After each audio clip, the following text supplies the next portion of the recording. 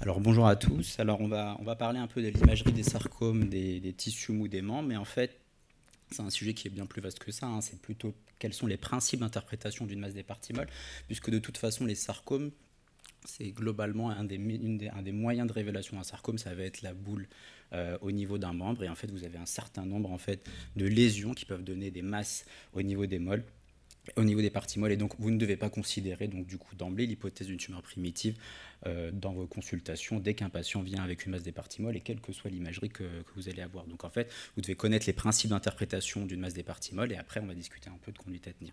Donc du coup, j'ai organisé ça en 10 règles, donc organiser ça en 10 commandements entre guillemets qu'on va voir progressivement. Alors premièrement, de toute façon, il faut éviter l'interprétation qui est émotionnelle et donc de toute façon, il faut exiger le terrain et la clinique avant de commencer.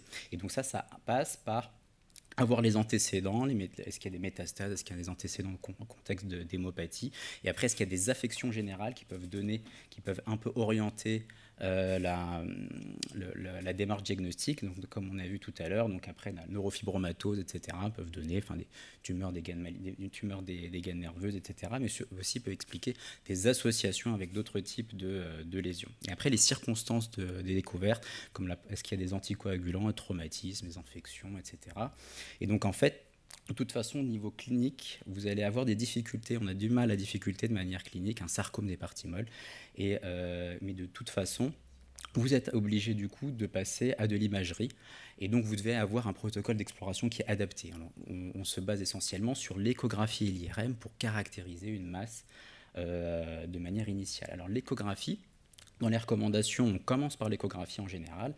Et donc, sauf si vous avez une suspicion clinique forte de malignité, donc c'est une lésion qui fait à l'évidence plus de 5 cm, qui a l'air profonde. Et donc, en première intention, ça vous permet déjà de confirmer la présence ou pas d'une masse. Donner sa topographie, on va voir tout à l'heure, le grand axe de la lésion, est-ce qu'il y a une vascularisation, et après, si le radiologue arrive à conclure à ce moment-là de manière formelle, pour ces différentes lésions qui sont typiques, et donc ça peut être des kystes, des lésions musculo-tendineuses, un lipome superficiel, etc., eh bien, vous pouvez vous arrêter à ce moment-là.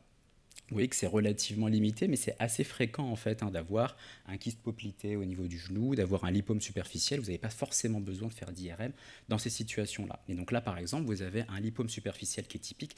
Vous avez une masse qui est au-dessus du fascia profond, qui est allongée, qui a un grand axe parallèle à celui de la peau, des lignes échogènes qui sont également parallèles à celles de la peau, et puis après qui est compressif, pas d'hypervascularisation. Vous avez ça, vous vous arrêtez, il n'y a pas besoin de faire d'IRM pour ça. Alors quand est-ce qu'on fait une IRM? Pour toute lésion qui est cliniquement suspecte, comme on a vu tout à l'heure, si la topographie est profonde et si la taille est supérieure à 5 cm, si l'échographie est indéterminée, douteuse, non explorée, qui n'explore pas la masse en, fait en totalité, et après dans le contexte de récidive, ça peut être utile dans certains cas, mais là il faut savoir passer à l'IRM. Alors du coup, pourquoi on fait de l'imagerie?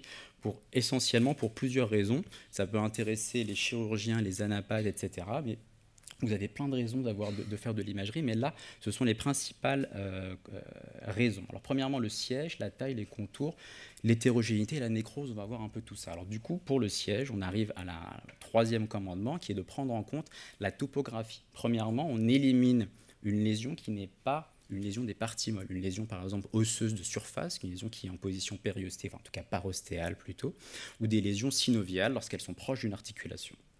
Et puis après, vous devez vous intéresser à la région, parce qu'il y a des régions, en tout cas il y a des tumeurs qui sont localisées dans certaines régions spécifiques où vous avez quasiment le diagnostic une fois que vous avez un aspect relativement typique. Et puis après, la position par rapport à l'aponévrose ou au fascia profond, ça on va le revoir. Donc là, les localisations typiques, donc là voilà, vous avez une lésion qui est plus ou moins volumineuse, qui contient du gras et près du tissu un peu fibreux en région interscapulaire entre la paroi thoracique et la scapula.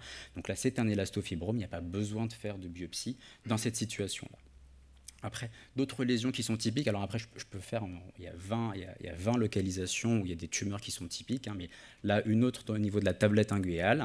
Donc là, vous avez une lésion au niveau de la tablette inguinale qui est hypervasculaire, qui encoche un peu la phalange. Et donc là, il s'agissait d'une tumeur glomique. Donc à partir de là, vous vous arrêtez. Il n'y a pas besoin de faire de vérification à NAPAT juste pour avoir le diagnostic là-dessus. Et puis après, Et une situation qui est relativement fréquente, en tout cas lorsqu'on fait des IRM de genoux, enfin moi je suis radiologue ostéo-articulaire et donc on voit également très très souvent toutes ces lésions-là, et bien vous avez souvent des ganglions dans cette position-là, et donc là moi j'ai très souvent des coups de fil qui me disent qu'est-ce que c'est, est-ce que c'est un sarcome ou pas.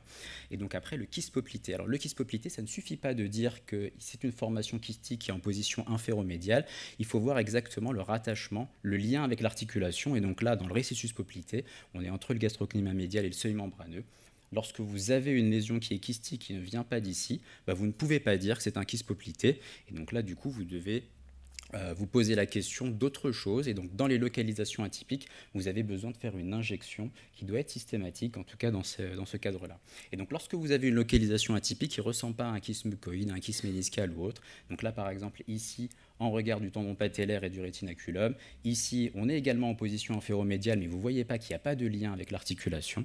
Et ben, vous devez injecter ici également. Vous n'avez pas spécialement de lien avec l'articulation. Quand vous injectez, ça se rehausse. Et donc là, il s'agissait de synovialosarcome. Et donc là, méfiez-vous de toutes les structures pseudokystiques, donc globalement, qui sont non formellement mucoïdes, parce que vous n'avez pas forcément injecté, et qui sont de topographie périarticulaire. Donc là, c'est un gros message, d'accord. Donc ce qui ressemble à un kyste et qui n'est pas en position habituelle, injection. Ensuite, on doit se poser la question de la position par rapport au fascia. Donc en fait, tous les fascias, c'est un petit peu compliqué. En tout cas, il y a des confusions dans la littérature en termes dans la dénomination. Et premièrement, on va juste revoir quels sont les fascias qu'on peut éventuellement voir en imagerie. Alors vous avez le fascia superficialis que vous avez du mal à voir. On le voit on le voit de temps en temps de manière inconstante en IRM, mais en anapath, mais le fascia superficialis, et donc c'est ce qui est dans l'hypoderme, globalement, c'est pas très fiable. Puis après, ce qui est fiable par contre, c'est le fascia profond, ou ce qui est appelé aponévrose superficielle. Moi, je vous invite à utiliser le terme de fascia profond, et tout ce qui est à l'intérieur du fascia, qui est délimité dans le fascia, c'est profond, et puis le reste, c'est superficiel. Et donc là, après, vous avez des fascias ou des septums intermusculaires qui peuvent être importants parce que ça peut être des voies de dissémination, par exemple, de certaines tumeurs fibreuses, comme la tumeur d'isthmoïde ou certains sarcomes fibroblastiques. Donc là, voilà deux exemples ici de lésions qui sont superficielles. Vous avez ici un lipome, d'accord. Donc là, ça refoule un peu autour les structures adjacentes, mais il s'agit d'une lésion superficielle. Et donc là, vous avez qui est une zone d'implantation sur le fascia profond, vous avez une fasciite nodulaire. Donc c'est pas parce qu'une lésion est profonde que c'est forcément malin. Donc ici vous avez deux lésions bénignes qui sont profondes. Ici une myosite ossifiante circonscrite, une lésion, une masse qui est extrêmement inflammatoire avec des zones de base signal qui sont plutôt en position périphérique, on va le revoir après. Et ici une malformation veineuse thrombosée. Donc ça c'était pour le siège. Maintenant pour la taille. Nous en tout cas, on doit rendre le plus grand axe de la lésion. On a toujours tendance à regarder les images en axial, parce que c'est toujours le plus simple, mais vous voyez bien que un des cut-offs qu'on utilise, c'est celui de 5 cm. Cette lésion, si vous la mesurez uniquement en axial, elle fait 32 mm de grand axe. Quand vous la prenez dans le grand axe, elle faisait 52 mm. Ça change un petit peu la manière de raisonner. Puis après, les contours. Donc là, les contours, c'est une information importante, soit pour le chirurgien, pour qu'il ait une idée de comment il peut extirper la lésion, mais aussi pour l'anapathe, parce que de temps en temps, lorsque vous avez un synovialosarcome, vous savez que vous avez des expansions de ce type-là en queue de comète, et donc là, rechercher des cellules à cet endroit-là, c'est pas forcément simple, et donc lorsque vous attirez l'attention de l'anapathe sur ce côté-là un peu infiltrant, et bien ça aide un petit peu. Donc là, ici, un myxofibrosarcome, et là, une tumeur desmoïde avec un caractère un peu infiltrant, en comparaison avec une lésion qui est extrêmement bien limitée, qui est complètement cerclée de tissu lipomateux. Il s'agissait ici d'une tumeur fibreuse solitaire. Alors l'hétérogénéité, donc ça ne pose pas de problème quand une lésion est complètement homogène, mais quand c'est hétérogène avec différentes composantes, il faut se poser la question de faire une biopsie des différents contingents. Et donc là, tout ça, c'est souvent discuté en réunion de concertation pluridisciplinaire au sein d'un centre référent sarcome. Puis après, la nécrose. La nécrose, c'est important en termes au niveau imagerie, parce que l'évaluation par imagerie est complémentaire à celle, ça aide en fait au grade histologique. Très souvent, lorsque vous faites une biopsie, l'anapathe va vous dire que la lésion est au moins de grade 2, d'accord, par exemple, et donc dans ce cas-là, l'imagerie permet, d'accord, de redresser un peu, ou en tout cas d'augmenter le grade, et donc ça peut modifier les indications de traitement néoadjuvant, par exemple, l'indication d'une chimiothérapie. Donc ça nécessite une IRM injectée. Alors pour l'IRM injectée, donc le tissu nécrosé, c'est un tissu qui est en hypersignalité de franc et donc qui ne se rehausse pas. C'est également en partie, dans certains cas, des caractéristiques qu'on retrouve sur les lésions myxoïdes. Et donc, de temps en temps, il peut être difficile à différencier entre nécrose et composante myxoïde. Donc ça, c'était le premier plan. Donc c'est pourquoi on fait de l'imagerie. Donc là, patient, donc tous les dossiers que je vais vous montrer, c'était des suspicions de sarcome. En tout cas, donc là, le patient qu'on me montre, il s'agissait donc d'une lésion qui augmente progressivement sur 2 ans de taille. Donc c'est une lésion qui est au contact du long fléchisseur de la luxe, donc c'est une lésion en hyposignal T2. Vous voyez qu'ici, on a l'impression qu'il y a un petit sédiment. Du coup, j'ai demandé de faire un scanner parce que je me suis posé la question éventuellement de calcium.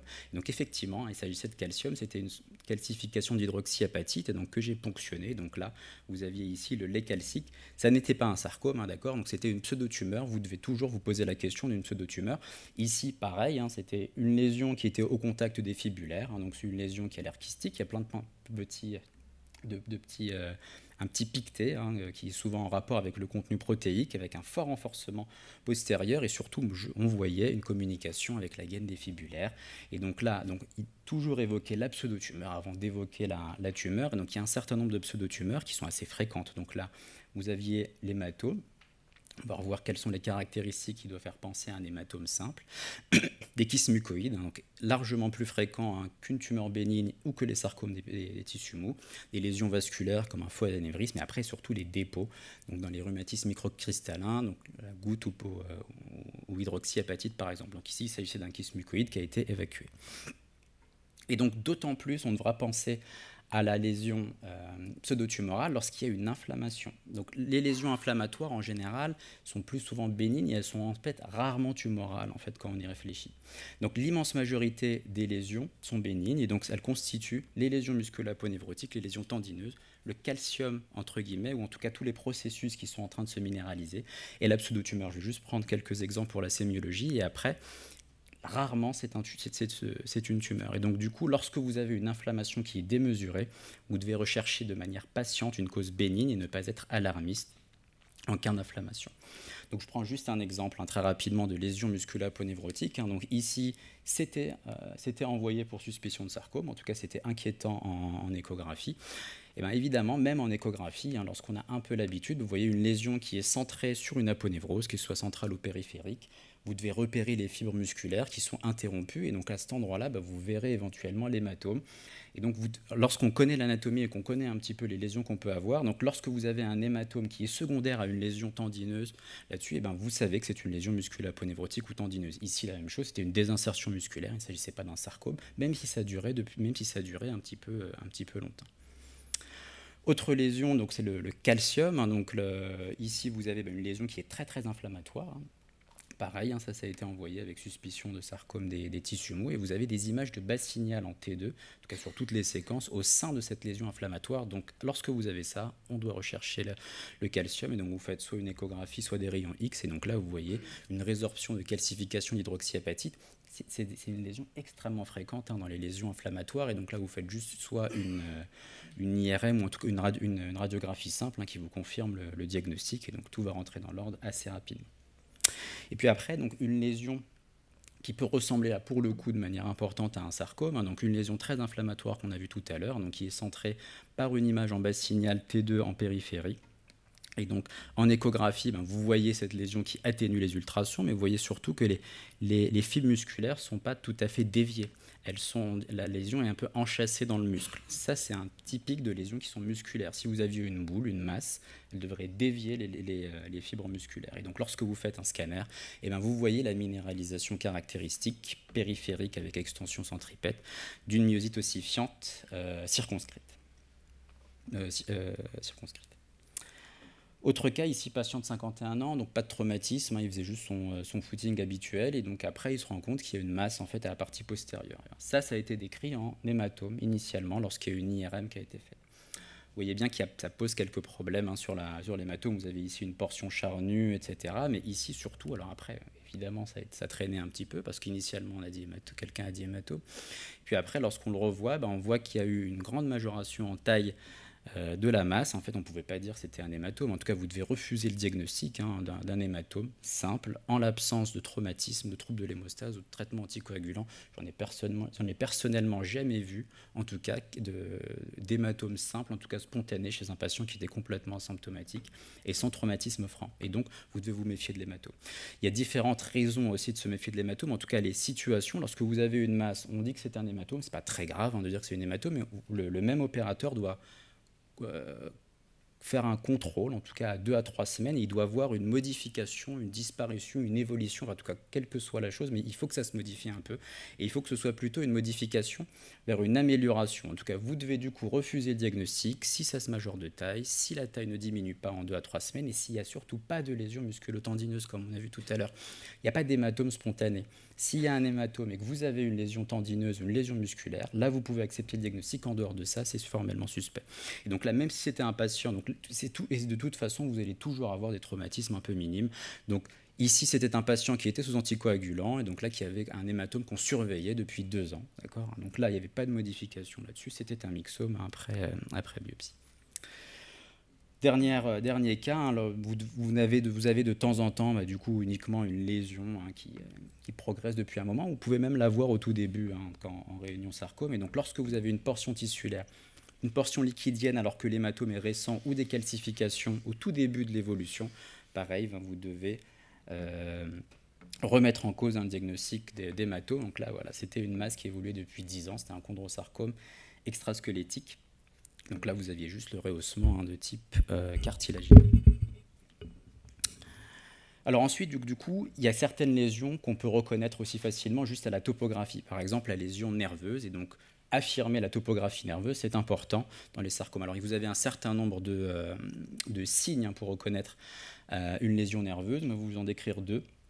Premièrement, le trajet nerveux théorique, c'est de loin le signe le plus puissant pour affirmer la topographie nerveuse d'une lésion. Donc là, ça ne pose pas de problème lorsque vous avez une imagerie qui est comme ça, lorsque vous avez une masse qui est ovalaire, fusiforme et qui est centrée sur un trajet théorique de nerf. Ça, c'est facile. Mais lorsque vous avez des lésions qui sont un peu plus petites, vous devez regarder, alors là, soit l'intérêt des séquences 3D, soit l'intérêt de l'échographie. Et donc là, vous avez ici un nerf, et vous avez progressivement une masse qui a l'air de refoulé ou en tout cas qui est au contact des fascicules nerveux, et donc vous avez par la suite la sortie. Là vous voyez en coupe sagittale le rattachement en fait de cette masse aux structures nerveuses. C'est le signe le plus puissant. Si vous n'avez pas ce signe-là, vous ne pouvez pas affirmer l'origine nerveuse d'un nerf et vous devez biopsier. C'est pas contre-indiqué, c'est pas interdit de biopsier une lésion suspecte de lésion nerveuse. Par contre, lorsque vous avez formellement un trajet nerveux, vous ne devez pas biopsier parce que ça peut avoir des douleurs assez conséquentes pour l'avoir vécu.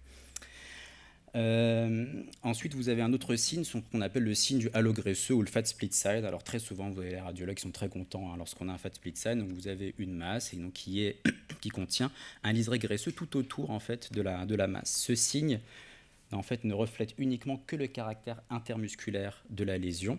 Il peut notamment manquer lorsque vous avez une petite branche nerveuse, mais il est surtout comme ici. Mais surtout, il n'est pas spécifique de tumeur des gaines nerveuses. Ça veut juste dire que c'est intermusculaire. Lorsqu'on a de la chance, c'est très souvent en fait un schwannome parce qu'on a de la chance et parce que l'argument de fréquence est en faveur. Mais vous pouvez également avoir des sarcomes qui se développent en intermusculaire et qui peuvent avoir un halo graisseux. Donc méfiez-vous de ce signe. Il ne suffit pas pour poser le diagnostic de tumeur nerveuse de tumeur des gaines nerveuses. Ensuite, la malformation vasculaire, pareil, ça fait partie de ce qui ressemble à un sarcome. En tout cas, très souvent, on est un peu embêté. Et on peut le reconnaître à l'aide de quelques signes. Et donc, lorsque vous avez tous ces signes, vous pouvez ne pas biopsier. Donc, c'est une lésion qui est en général plutôt infiltrante à contour lobulé, donc qui est des images serpigineuses en haut signal en pondération T2 comme ici et en bas signal T1.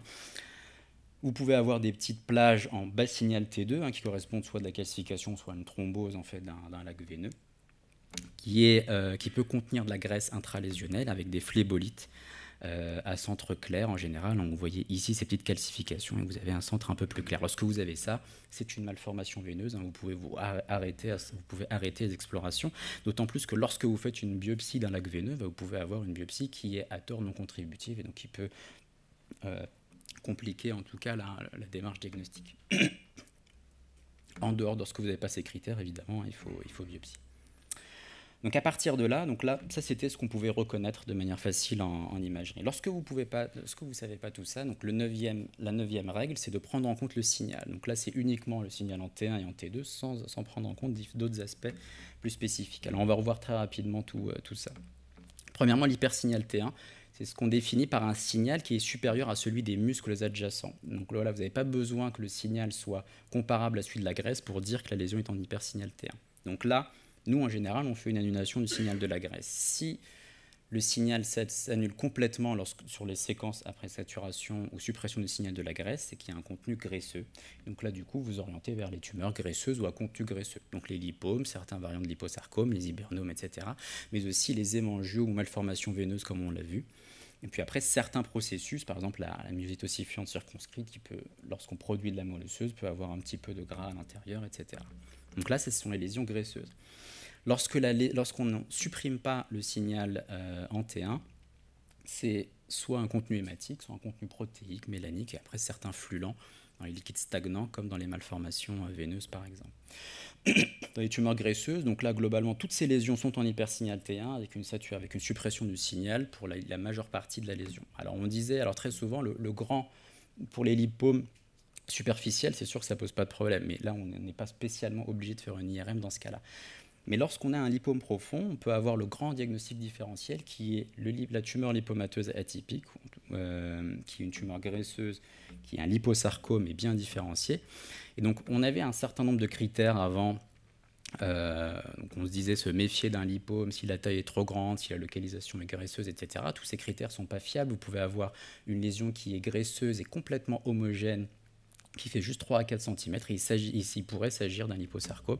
Donc en tout cas, maintenant, on a un moyen plus simple de répondre à la question en faisant une biopsie, on recherche une amplification de MDM2 et CDK4, je pense que ça sera discuté tout à l'heure, qu'on retrouve de manière spécifique dans cette situation-là, dans les tumeurs lipomateuses atypiques. Alors après, je ne vais pas détailler tout ça, mais il y a des recommandations pour diminuer le nombre de biopsies qui peut être conséquent dans cette situation-là.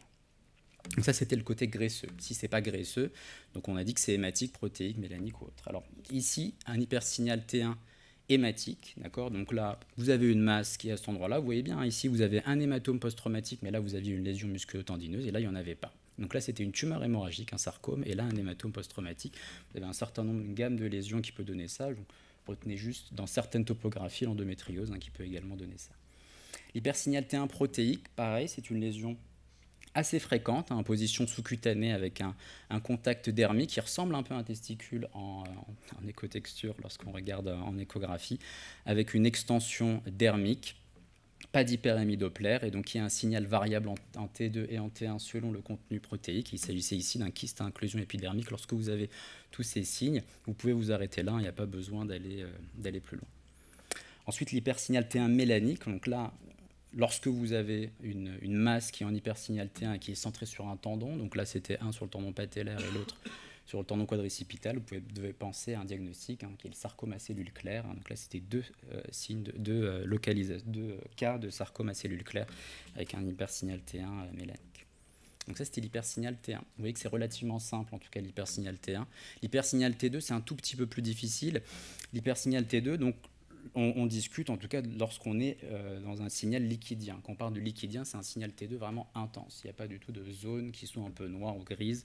On est vraiment dans la zone intense. Donc là, vous devez injecter. Donc c'est obligatoire d'injecter lorsque vous suspectez lorsque vous explorez une masse d'éparthymol dans cette situation-là.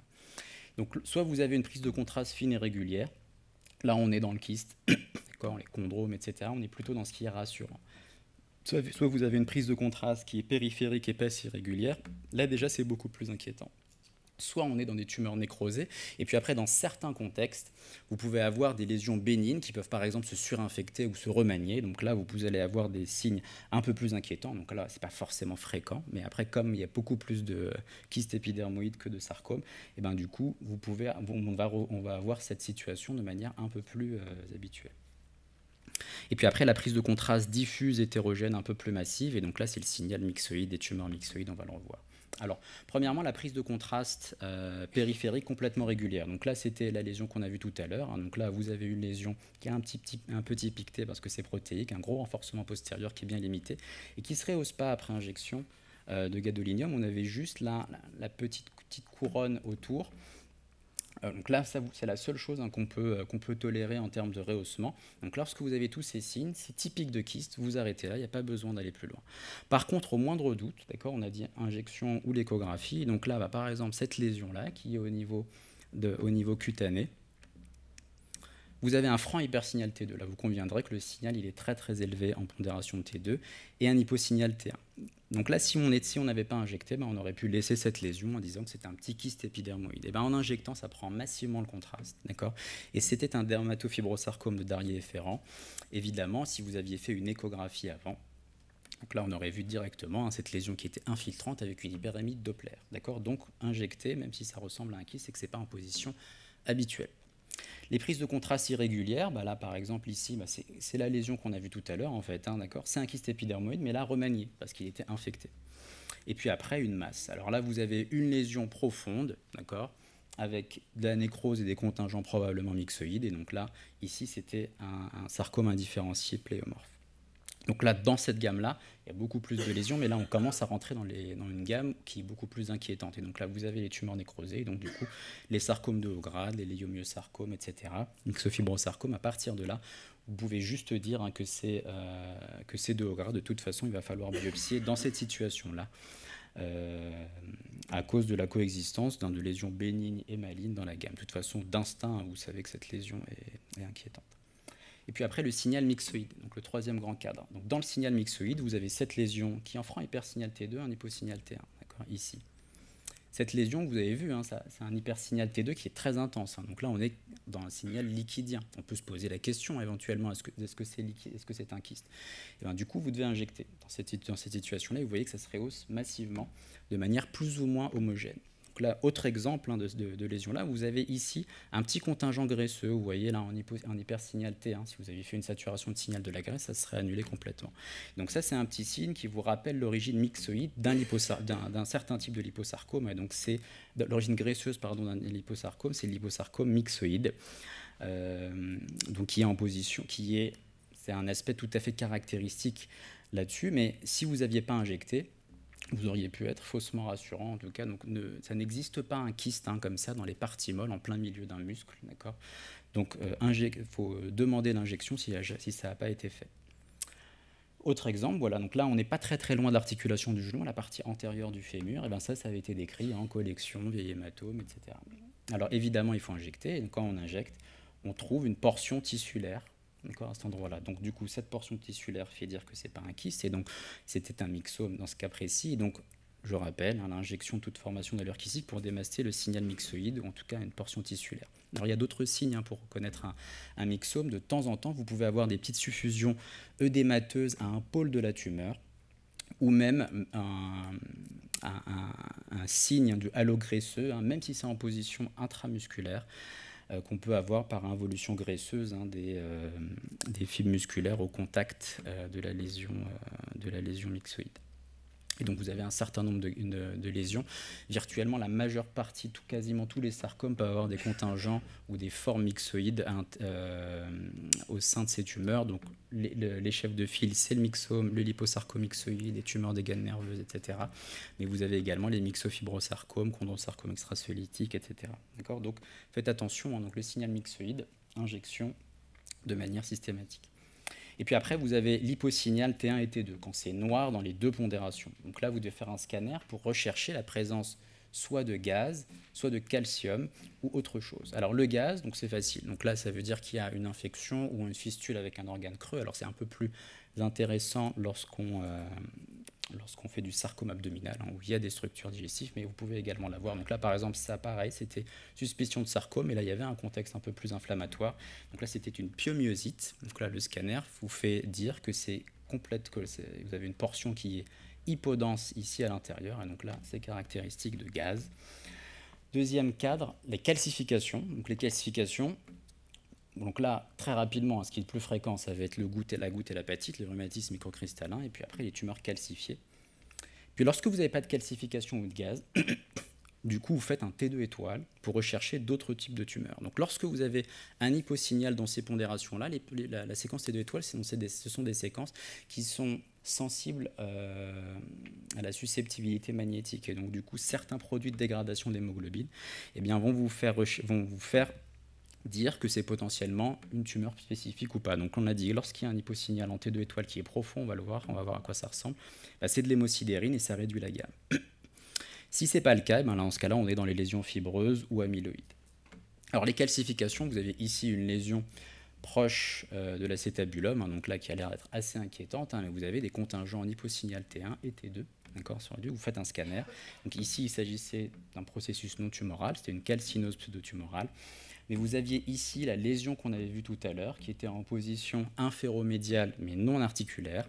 Donc là, vous aviez des calcifications, c'était un synovialosarcome, et évidemment, ça prenait le contraste de manière importante. Donc lorsque vous avez des calcifications, ok, vous avez des choses un peu plus bénignes, mais de temps en temps, vous allez avoir des sarcomes, des synovialosarcomes, chondrosarcomes extracelluliques, etc. Donc lorsque vous avez un aspect qui n'est pas typique en scanner, donc biopsie.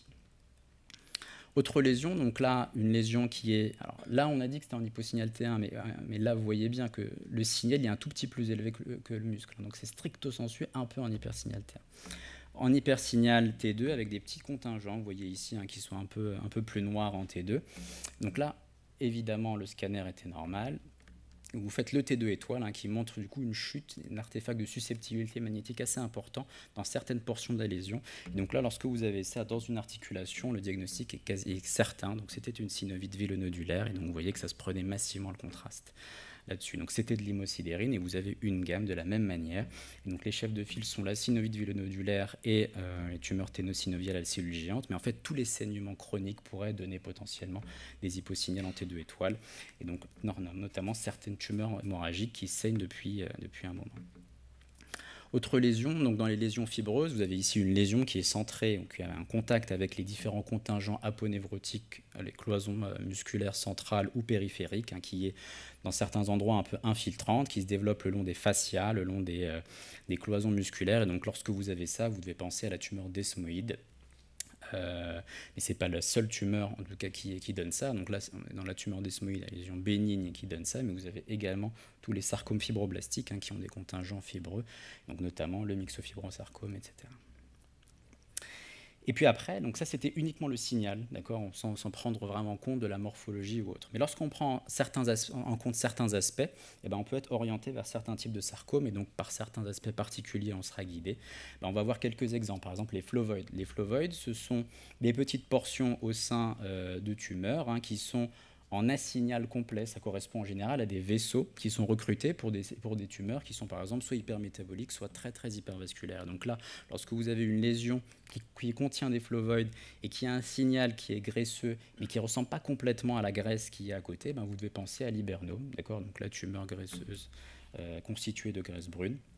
Ou après, ici, lorsque vous avez une masse qu'on peut retrouver au niveau des membres, là c'était à la racine du membre, et avec un petit peloton vasculaire en périphérie, donc là c'est l'aspect qui est caractéristique d'une tumeur fibreuse solitaire là-dessus. Mais vous voyez bien que dans les flavoïdes, vous avez une gamme qui est de la même manière, qui est conséquente.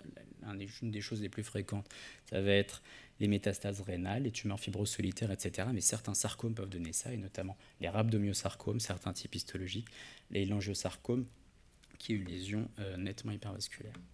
Ensuite, les niveaux sérohématiques, de la même manière, alors ça ne va pas vous orienter de manière formelle, mais en général, lorsque ce n'est pas une lésion qui est bénigne de type malformation veineuse, on est dans des raretés en général pour les lésions bénignes. Donc là, je vous dis un exemple d'histiocytofibromyalgie qui ressemble en fait complètement à un hématome spontané, mais en général, ce sont surtout les sarcomes de haut grade, synovialosarcome, etc., qui vont vous donner des niveaux sérohématiques de ce type-là. Donc là, de toute façon, biopsie, en général, on essaie de biopsier la portion qui est plutôt tissulaire. Autre exemple, donc là, vous avez une masse, donc là, maintenant, vous avez l'habitude, maintenant, cette masse-là, lorsque vous avez une lésion qui est entre profond et superficielle, qui, par exemple, est centrée sur le fascia, mais qui s'étend, qui franchit le fascia profond, c'est une lésion qu'on décrit profonde. Donc là, stricto sensu, cette lésion est profonde. Et là, vous avez des petites extensions, ici, vous voyez, en queue de comète. Alors, vous êtes orienté par les extensions en code Comet sur les pondérations T2, mais lorsque vous faites l'injection, vous voyez que c'est complètement rehaussé. Donc si c'est rehaussé, c'est que c'est tissulaire. Si c'était œdémateux, ça ne se rehausserait pas. Et donc, c'est ce que vous devez prendre en compte pour ce signe-là. Donc ici, il s'agissait d'une fasciite nodulaire, donc lésion centrée sur le fascia profond. Mais vous avez également le même type d'extension en queue de comète le long du fascia pour une lésion bien plus agressive qui est de signal myxoïde. Et donc là, ici, il s'agissait d'un myxofibrosarcome, c'est ce qu'on appelle le fasciatal sign, c'est la progression du processus tumoral le long d'un fascia, qui soit périphérique, profond ou autre. Et donc là, ça réduit de la même manière la gamme. En tout cas, la lésion maligne caractéristique qui donne ça, c'est le myxofibrosarcome, mais vous pouvez le rencontrer aussi dans les autres signes, dans les autres sarcomes fibroblastiques. Et après, autre signe, alors c'est une petite curiosité, le triple sign, ça rend juste compte de l'hétérogénéité de la tumeur qu'on regarde. C'est un signal hétérogène en T2 qui contient 3 composantes. Une composante qui est en haut signal, qui correspond en général soit à de l'hémorragie ou de la nécrose, un tissu qui est un peu intermédiaire, comme ici, et qui en général se rehausse massivement. Donc ça, c'est le tissu viable de la tumeur. Et après, l'hyposignal qui correspond soit à de la fibrose ou de la calcification. Vous avez bien compris que dans cette situation-là, on fait un scanner pour vérifier s'il y a une composante calcifiée ou pas. Et dans ce cas-là, ici, c'était un synovialosarcome. C'est un aspect qui n'est pas non plus fréquent dans les synovialosarcomes. On le rencontre dans à peu près un tiers des cas, et c'est surtout pour les tumeurs volumineuses. Mais vous le rencontrez aussi dans d'autres lésions de haut grade, ou en tout cas plutôt plus agressives, comme le myxofibrosarcome, certains sarcomes indifférenciés, etc. Voilà. Donc du coup, en conclusion, donc les différents messages. Premièrement, pensez à la pseudotumeur. Donc vous avez vu, je vous ai montré un certain nombre de lésions qui ne correspondent pas du tout à de la tumeur. Ce n'est pas forcément votre domaine d'intérêt, mais c'est des lésions qui sont beaucoup plus fréquentes et que vous allez voir de temps en temps dans les réunions de concertation pluridisciplinaire. Donc un protocole d'exploration adapté. Localiser la tumeur, ça c'est hyper important, donc ça va définir la gamme diagnostique et orienter un petit peu le pronostic. Méfiez-vous de l'hématome spontané sans traumatisme, etc., ça n'existe pas. Et orienter du coup vers un centre de référence pour la biopsie. Donc biopsie que même si vous avez une forte présomption de ce que peut être une lésion, vous ne pouvez pas échapper à la biopsie, pour confirmer le diagnostic, et vous allez voir que ça va vous donner également un certain nombre d'informations dont on va discuter plus tard.